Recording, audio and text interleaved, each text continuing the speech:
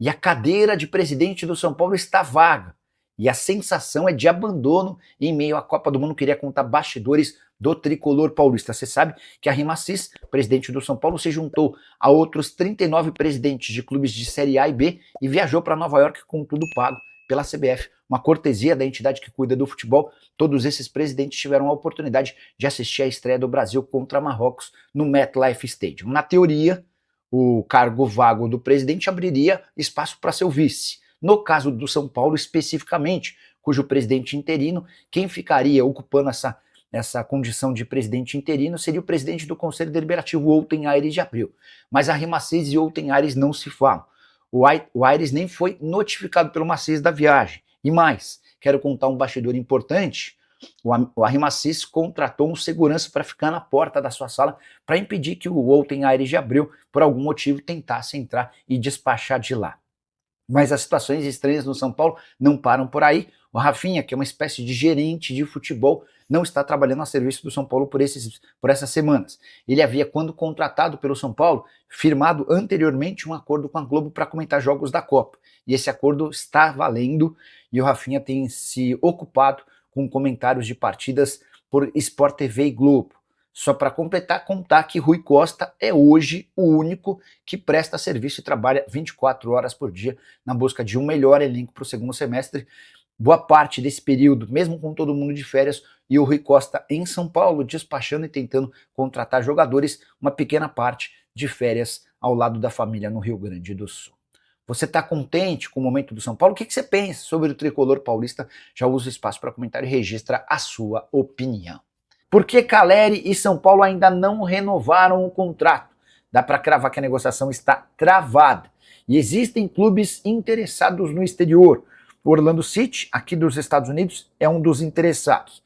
Há especulações também de que ele pode ir para o México ou até voltar para a Argentina, com a lembrança de que o contrato do Caleri com o São Paulo se encerra em 31 de dezembro. A partir de 1º de julho, ele já está livre para assinar um pré-contrato com qualquer clube do Brasil ou do exterior. Pois bem, hoje o principal entrave é dinheiro. São Paulo deve cerca de 6 milhões de reais, entre premiações atrasadas e também direitos de imagem. Grana referente a 2024. São Paulo também deve dinheiro a um empresário do atleta. E diante desse impasse, embora queira continuar, o Caleri tem feito exigências que ainda impedem a realização desse acordo. Só para completar, Caleri, que trabalha com a ideia de ficar mais 2 anos no São Paulo, prorrogáveis por um terceiro, se metas forem batidas. O jogador chegou ao tricolor em 2021, tem 30 jogos, 11 gols e 3 assistências na atual temporada. O momento, porém, é o pior possível. Já são 10 jogos seguidos sem balançar as redes. E Bobadilla pode ter feito seu último jogo pelo São Paulo. Você sabe, o volante paraguaio, que já está integrado à seleção do seu país para a disputa da Copa do Mundo, esteve em campo pela última vez no empate em 1-1 contra o Milionários, quando inclusive deu assistência para o gol. Ele foi liberado antes dos demais companheiros de seleção paraguaia para terminar a recuperação de uma pancada no joelho. E pouquinho depois de viajar para o Paraguai, o Bobadilla fez uma postagem com um carrossel de fotos, vestindo a camisa no São Paulo. No tricolor, existe a impressão de que o Bobadilla não deve voltar. O São Paulo precisa até de forma desesperada de 1 ou 2 grandes vendas na metade do ano. E o Bobadilla é o principal ativo do clube, superior até a Marcos Antônio, que é pretendido pelo Flamengo. O fato de o Bobadilla ter só 24 anos de idade e disputar a Copa do Mundo possivelmente como titular deve lhe render boas oportunidades de negócio. O jogador hoje é avaliado em 6 milhões de euros, mas o São Paulo sonha com um negócio de pelo menos 10 milhões.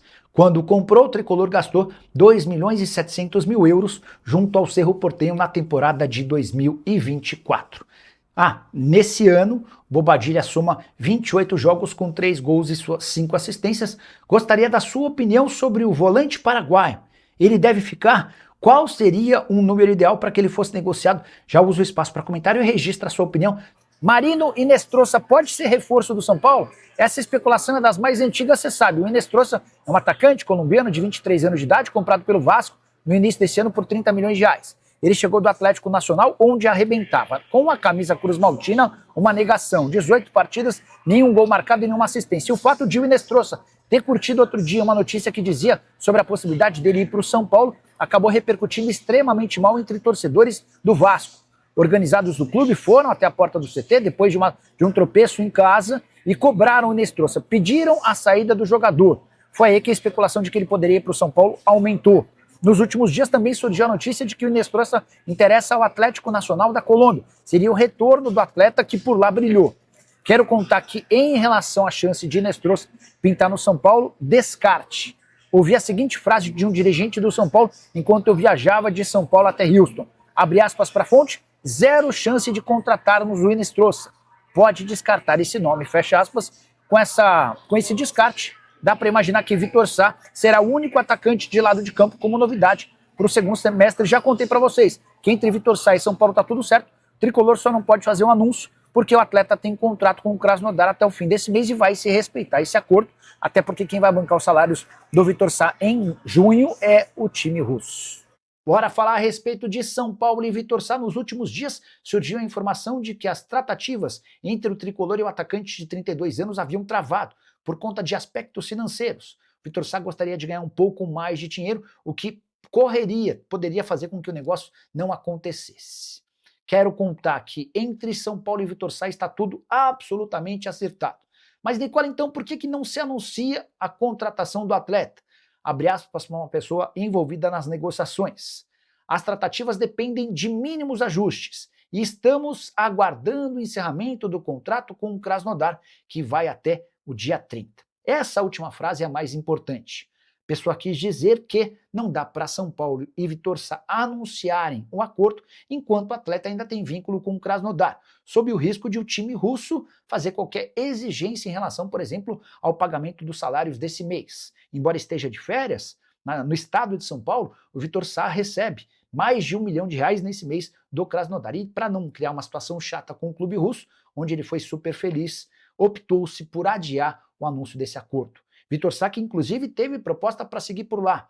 A oferta do Krasnodar era de uma renovação de contrato de 2 anos, com vencimentos acima de R$1 milhão por mês. Mas, torcedor são paulino fanático que o Vitor Sá preferiu fechar com o São Paulo por 3 anos e meio.